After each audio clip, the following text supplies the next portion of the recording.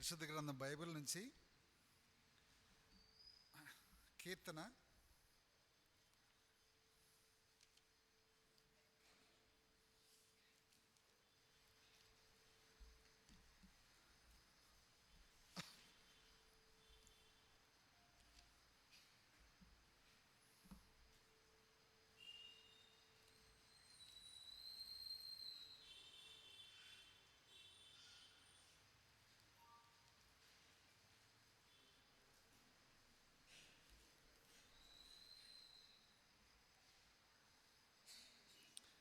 26వ అధ్యాయం కీర్తన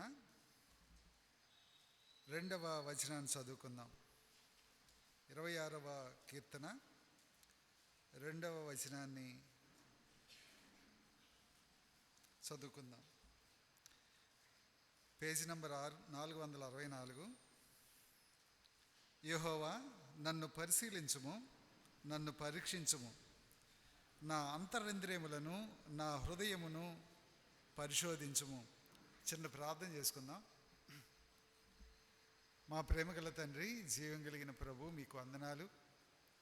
ఇంతవరకు పాటల ద్వారా మిమ్మల్ని స్తుతించే ధన్యత ఇచ్చారు, మీకు వందనాలు. రాగలిగిన నీ ప్రజలను బట్టి వందనాలు. రావాల్సిన ప్రజల్ని మీరు నడిపించమని ప్రార్థన చేస్తున్నాం. ఈ ఒప్పుకోలు వర్తమానంలో నీ దాసుడినైన నన్ను సిలువ చాటును మరుగుపరచండి.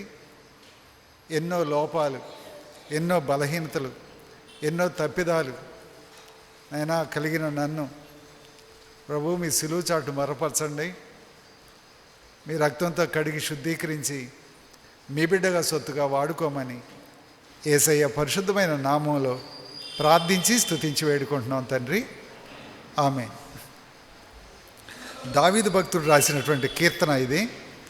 ఈ కీర్తనలో దావీదు భక్తుడు ఏమంటామన్నాడంటే, యెహోవా, నన్ను పరిశీలించుము, నన్ను పరీక్షించుము, నా అంతరింద్రియములను నా హృదయమును పరిశోధించుము అని దావీదు దేవుని ఎదుట తన అంతరంగాన్ని, హృదయాన్ని ఉంచి ప్రభువా నన్ను పరిశీలించు అని దేవుణ్ణి వేడుకున్నట్టుగా ఈ కీర్తన మనకి తెలియజేస్తూ ఉంది.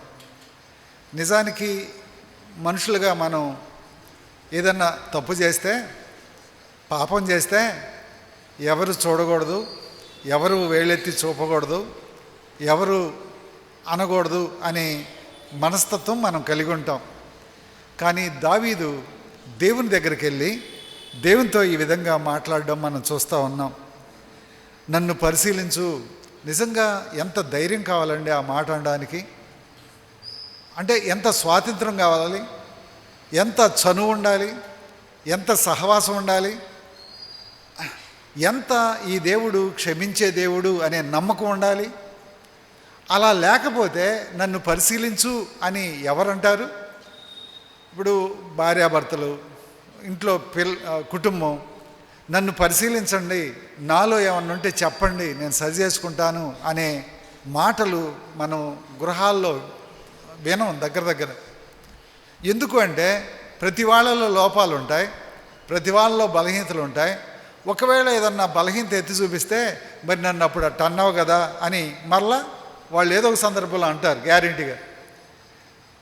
అయితే ఏ లోపము లేని దేవుడు, ఏ మచ్చ డాగు లేని దేవుడు, నిర్దోషి అయిన దేవుని ఎదుట, పవిత్రుడైనటువంటి దేవుని ఎదుటికి దావీదు వెళ్ళి ఏమంటా ఉన్నాడంటే, నన్ను పరిశీలించు, నన్ను పరిశీలించు. నిజంగా ఎంత స్వాతంత్రం ఉందో దేవుని దగ్గర, ఎంత నమ్మకం ఉందో దేవుని మీద. నేను ఒప్పుకుంటే, కప్పుకోకుండా దేవుని సన్నిధిలో ఒప్పుకుంటే, ఈయన క్షమించే దేవుడు, ఈయన నమ్మదగిన దేవుడు, ఈయన త్రోసివేసే దేవుడు కాదు, నా పాపాన్ని బట్టి నన్ను త్రోసివేసే దేవుడు కాదు, ఈయన నన్ను ప్రేమించిన దేవుడు, తప్పకుండా నన్ను క్షమిస్తాడు అనే ఎంత నమ్మకం ఉంటే దేవుని దగ్గర దావీదు ఈ విధంగా మాట్లాడుతూ ఉన్నాడో మనం ఆలోచించవచ్చు. సామెతలు 16 చూడండి, 2వ వచనం. సామెతలు 16, 2వ వచనం.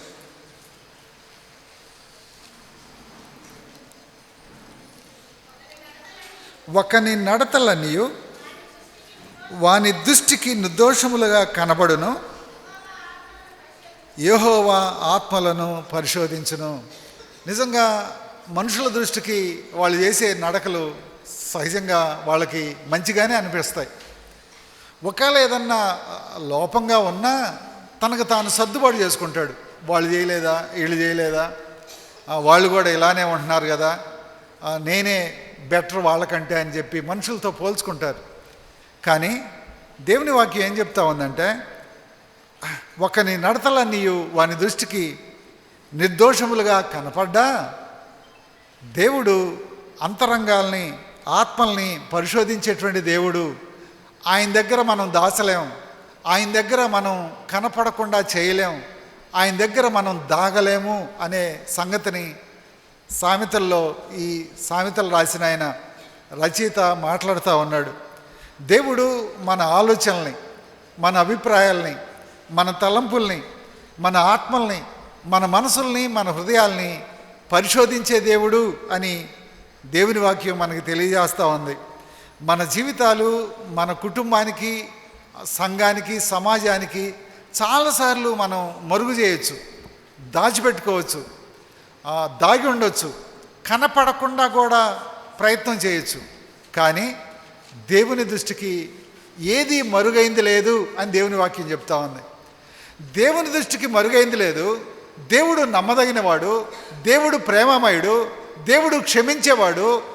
ఒప్పుకుంటే ఆయన క్షమిస్తాడు, ఆయన తన కనికరం చూపిస్తాడు అని నమ్మిన దావీదు దేవుని సన్నిధిలో ఆయన అడుగుతా ఉన్నాడు, అయ్యా నన్ను పరిశీలించు, నన్ను పరిశోధించు అని తన ఆత్మను, తన హృదయాన్ని దేవుని ముందు పరిచినటువంటి వాక్యాన్ని మనం చదువుకుంటూ వచ్చాం. అంతరంగాన్ని పరిశోధించే దేవుడు ఉన్నాడు అని దావీదుకి అర్థమైంది. అందుకే తన పాపాన్ని తను ఎక్కడ దాచలేనని దేవుని దగ్గర, అయ్యా నన్ను పరిశీలించు, ఇంకా నేను ఒప్పుకోవాల్సింది, ఇంకా నేను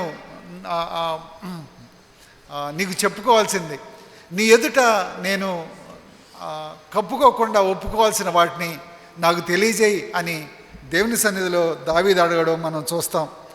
నా గురించి సమస్తం ఎరిగిన దేవుడు, నా గురించి నన్ను, నా హృదయం, అంతరంగం సమస్తాన్ని పరిశీలించేటువంటి దేవుడు.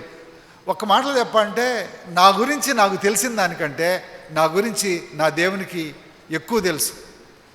అంటే ఒకవేళ గతించినవి నేను మర్చిపోవచ్చు చాలా, కానీ దేవుని దృష్టిలో మరుగైంది ఏదీ లేదు.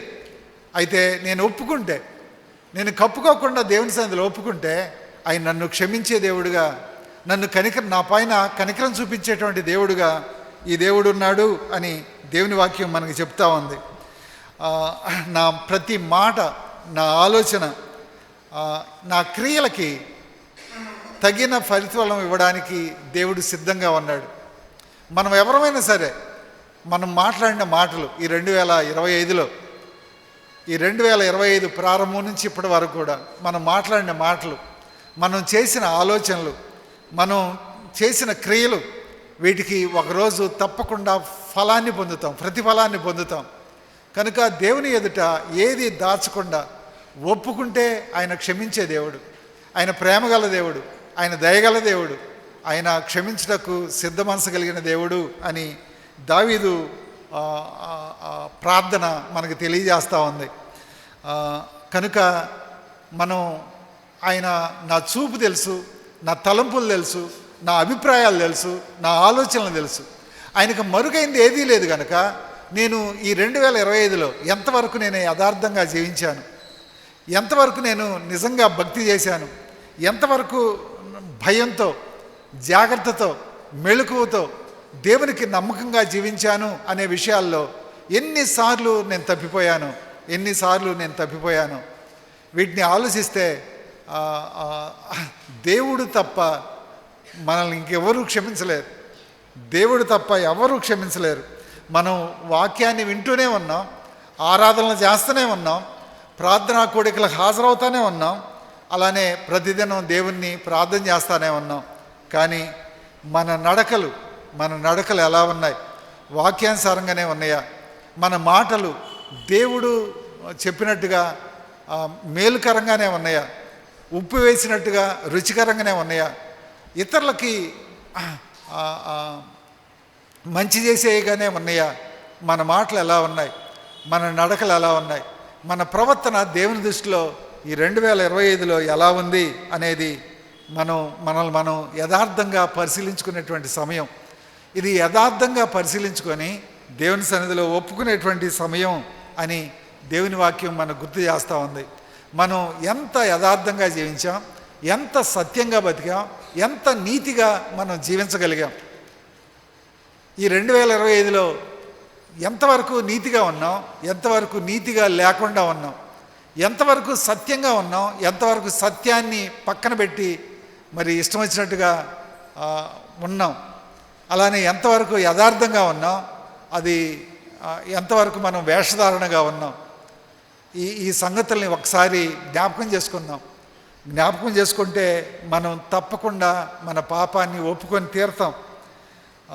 ఎన్నిసార్లు మనం పరిశుద్ధాత్మను దుఃఖపెట్టుంటాం, ఆయన నడిపింపుని మనం ఎన్నిసార్లు ఆటంకపరిచి ఉంటాం. ఆయన ఇటునడు అంటే మనం ఇంకొక వైపు ఎన్నిసార్లు నడిచి ఉంటాం. దేవుడు ఆత్మల్ని పరిశోధిస్తాడు అని సామెతల్లో మనం చదువుతూ ఉన్నాం. దేవుడు ఆత్మల్ని ఎందుకు పరిశీలిస్తాడంటే మనల్ని ప్రేమించాడు కాబట్టి. నీకోసం నా కోసం తన ప్రియకుమారుడిని, ఒకే ఒక కుమారుడిని బలిగా అర్పించాడు కాబట్టి. నీవు నేను పొందాల్సిన పాప శిక్షని ఆయన పొందాడు కాబట్టి. ఇంత గొప్ప క్రయదానాన్ని చెల్లించి నిన్ను నన్ను విలువించి కొనుక్కున్నాడు కాబట్టి, విలువ పెట్టి కొనుక్కున్నాడు కాబట్టి ఆయన పరిశోధిస్తాడు. అందుకు పరిశీలిస్తాడు ఆయన మనల్ని. మన మీద నేరాలు మోపడానికి, పాప భారం మన మీద వేయడానికి కాదు. అలా వేసేవాడైతే ఆయన మీద మన పాప భారాన్ని మోపుకునేవాడు ఉండేవాడు కాదు. మన పాపాన్ని క్షమించి మనల్ని పవిత్రపరచడానికి దినదినం, నెల నెల, వారం వారం, సంవత్సరం సంవత్సరం మనం మరింకా నూతనమైన కొత్త జీవితాన్ని, క్రీస్తుకు తగిన జీవితాన్ని జీవించడానికి, మనల్ని ప్రతి క్షణం శుద్ధి చేయడానికి దేవుడు సిద్ధంగా ఉన్నాడు. ఆ సిద్ధంగా ఉన్న దేవుడు మనల్ని పరిశీలిస్తూ ఉన్నాడు, మనల్ని పరిశోధిస్తూ ఉన్నాడు. అందుకే 139 కీర్తనలో ఉంటుంది. చూడండి ఒకసారి 139 కీర్తన 139. యెహోవా, నీవు నన్ను పరిశోధించి తెలుసుకొని ఉన్నావు. నేను కూర్చుండుట, నేను లేచుట నీకు తెలియను. నాకు తలంపు పుట్టక మునిపే నీవు నా మనసు గ్రహించుచున్నావు. నా నడకను, నా పడకను నీవు పరిశీలన చేయుచున్నావు. నా చర్యలన్నీ నీవు బాగుగా. ఎందుకు తెలుసుకుంటాడు ఇలాగంటే ప్రేమంది కాబట్టి. ప్రేమంది కాబట్టి, మనల్ని ప్రేమిస్తున్నాడు కాబట్టి, మనం తప్పులో, చెడులో, పాపంలో నశించిపోకూడదు కాబట్టి, మనం నష్టపోకూడదు కాబట్టి, మనం మన జీవితాన్ని భద్రంగా కాపాడుకోవాలి కాబట్టి, మనం మన జీవితాన్ని నిత్యత్వంలో మనం నివసించాలి కాబట్టి, దేవుడు ఆ నిత్యత్వాన్ని పోగొట్టుకోకుండా ఉండడానికి, అలానే భూమి మీద కూడా చెడు యొక్క ఫలితాల్ని, పాపం యొక్క ఫలితాల్ని, ఆ చేదు ఫలితాల్ని మనం అనుభవించకూడదని ప్రేమించిన దేవుడు ఏం చేస్తూ ఉన్నాడంటే మన నడకని, మన పడకని, మన క్రియల్ని, మన చర్యల్ని, మన మనసులో ఉన్నటువంటి వాటిని ఆయన పరిశోధిస్తూ ఉన్నాడు, పరిశీలిస్తూ ఉన్నాడు. ఇది దేవుని వాక్యం తెలియజేస్తూ ఉంది. చూడండి, పిల్లల్ని ఎవరు బాగా పట్టించుకుంటారంటే ప్రేమించేవాళ్ళు పట్టించుకుంటారు. ప్రేమించేవాళ్ళు పిల్లల్ని పట్టించుకుంటారు. ప్రేమించినోడు ఏం చేస్తాడు? వదిలేస్తాడు, పట్టించుకోడు, సరిగా నిర్లక్ష్యం చేస్తాడు, అశ్రద్ధ చేస్తాడు. ఏ విషయమైనా సరే మనం అశ్రద్ధంగా ఉన్నామంటే, నిర్లక్ష్యంగా ఉన్నామంటే, పట్టించుకోవట్లేదంటే దాని పట్ల మన ప్రేమ లేదు అని మనం వ్యక్తం చేస్తూ ఉన్నాం. మరి దేవుడు పట్టించుకుంటున్నాడంటే, పరిశీలిస్తున్నాడంటే, పరిశోధిస్తున్నాడంటే మన నడకని, పడకని, ఆలోచనలు సైతం ఆయన మన చర్యలన్నింటినీ బాగుగా తెలుసుకుంటున్నాడంటే కారణం ఏంటంటే మనల్ని ప్రేమిస్తున్నాడు. ఎంత ప్రేమిస్తే ఇన్ని పట్టించుకుంటున్నాడండి. అసలు నిజానికి మనం ఏం మాట్లాడతామో, ఏం చేస్తామో ఒక్కోసారి అసలు పట్టించుకోం. టక్కని చేసేస్తాం, టక్కని అనేస్తాం. అన్న తర్వాత అవతల వాళ్ళు బాధపడితేనో, లేకపోతే అది తర్వాత ఎప్పుడన్నా గుర్తొస్తేనో అరే అనవసరంగా అన్నానే అని ఆ తర్వాత అనుకుంటాం. మన మాటని మనమే చాలాసార్లు పట్టించుకోం. మన చర్యల్ని మనమే కొన్నిసార్లు అనాలోచితంగా చేసేస్తాం కొన్ని పనులు. కానీ దేవుడు మన చర్యల్ని, మన మాటల్ని, మన ఆలోచనల్ని, మన అంతరంగాన్ని పట్టించుకునేటువంటి దేవుడు. కారణం, ప్రేమిస్తున్నాడు. ఎంత ప్రేమిస్తున్నాడో ఆ పట్టింపు తెలియజేస్తూ ఉంది. ఆ పట్టింపు కూడా ఎందుకంటే నీవు నేను ఆయన సారూప్యతలోకి రావడానికి, ఆయన రూపంలోకి మారడానికి అని దేవుని వాక్యం మనకి తెలియజేస్తూ ఉంది. ఇర్మియా గ్రంథం 17వ అధ్యాయం 10వ వచనం. ఇర్మియా 17వ అధ్యాయం 10వ వచనం.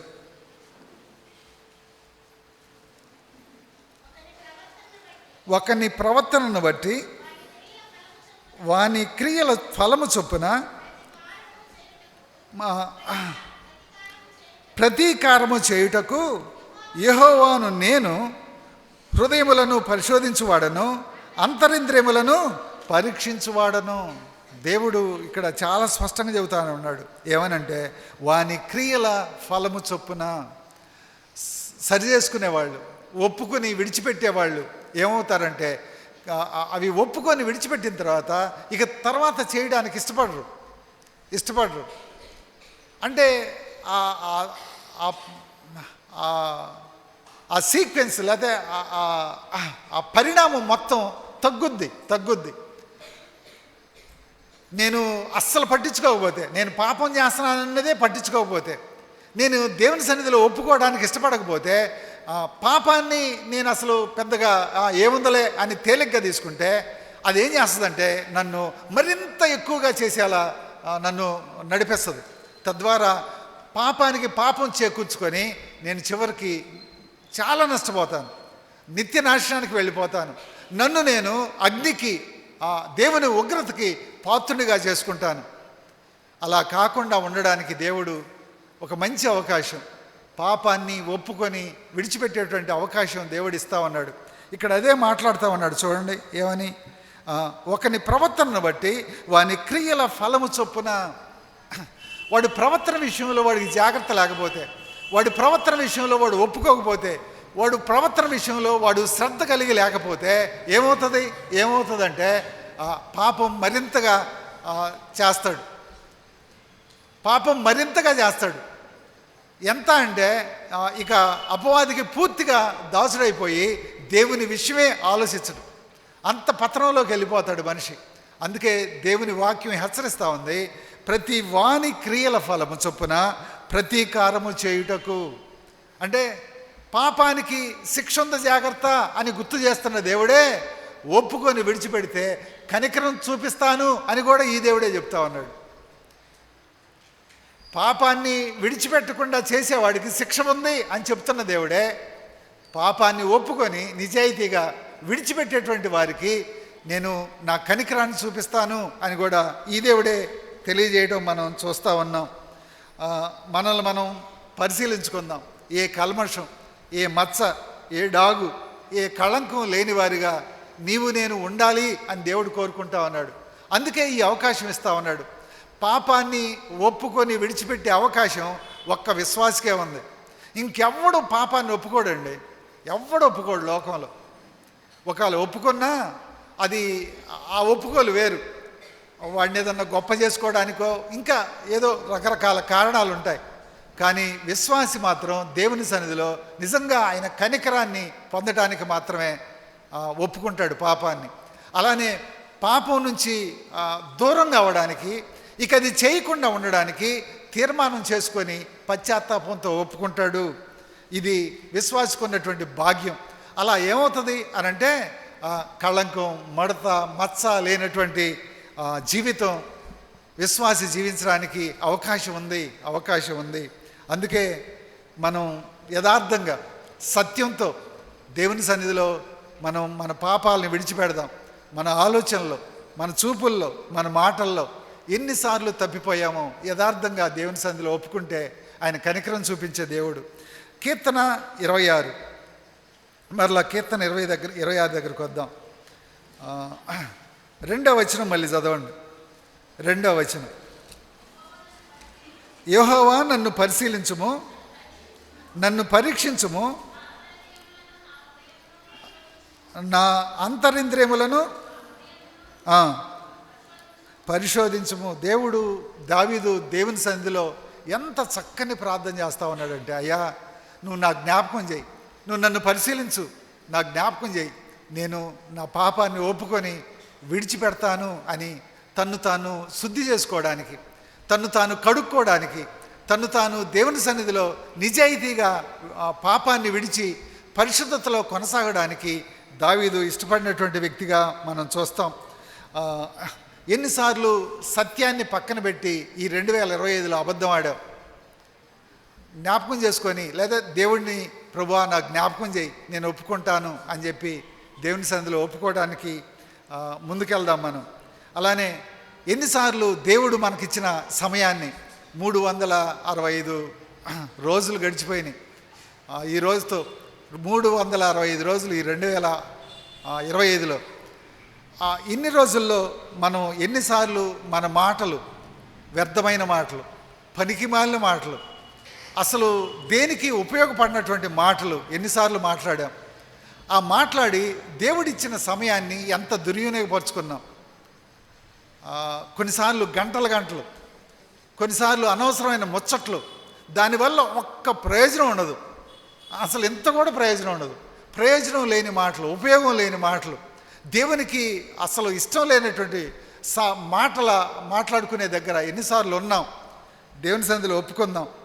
అలానే ఎన్నిసార్లు విశ్వాసిగా మనల్ని మనం ప్రకటించుకోవడానికి బదులుగా మన విశ్వాసాన్ని కప్పిపెట్టుకున్నాం. అంటే ఇతరుల ముందు సత్యానికి సాక్షిగా ఉండాల్సిన సందర్భాల్లో సత్యానికి సాక్షిగా ఉండకుండా మొహం తప్పించాం. ఎన్నిసార్లు మనం వ్యక్తుల ముందు ఒక రకంగా, వ్యక్తులు అవతల పోయినప్పుడు లేదా వాళ్ళ చాటుగా ఉన్నప్పుడు ఇంకొక రకంగా వేషధారులుగా ఉన్నాం. దేవుని సన్నిధిలో నిజాయితీగా ఒప్పుకుందాం. ఎన్నిసార్లు మనం భక్తి చేయాల్సిన మనం భక్తిహీనులుగా ప్రవర్తించాం. భక్తి చేయాల్సిన మనం, అంటే భక్తి చేసేవారిగా జీవించాల్సిన మన ప్రవర్తన భక్తిహీనంగా ప్రవర్తించినటువంటి ప్రవర్తన ఎన్నిసార్లు మన జీవితంలో ఉంది. అలానే ఈ చేతులు నిర్దోషమైనవిగా ఉండాల్సిన ఈ చేతులు ఎన్నిసార్లు మరకలైనవి, మురికయింది, పాపపు మురికి, చెడు మురికి ఈ చేతులకు అయింది. దేవుని సన్నిధిలో ప్రార్థన చేద్దాం. ఎన్నిసార్లు ఈ పెదవులతోటి పాపాన్ని పలికాం, ప్రభువుకి అవమానం తెచ్చే, లేదా ప్రభువుకి అయిష్టం పుట్టించేటువంటి, వెగటు పుట్టించేటువంటి మాటలు ఈ పెదవుల్ని ఎన్నిసార్లు మనం ఉపయోగించాం. వీటన్నిటినీ దేవుని సన్నిధిలో ఒప్పుకుందాం, క్షమించమని అడుగుదాం. ప్రభు సన్నిధిలో నిజంగా పశ్చాత్తాపడితే ఆయన క్షమించడానికి సిద్ధ మనసు కలిగిన దేవుడు అని దేవుని వాక్యం మనకి తెలియజేస్తూ ఉంది. కీర్తన 44:21 చూసి మనం ఒప్పుకోలు ప్రార్థనలోకి వెళ్దాం. కీర్తన 44:21.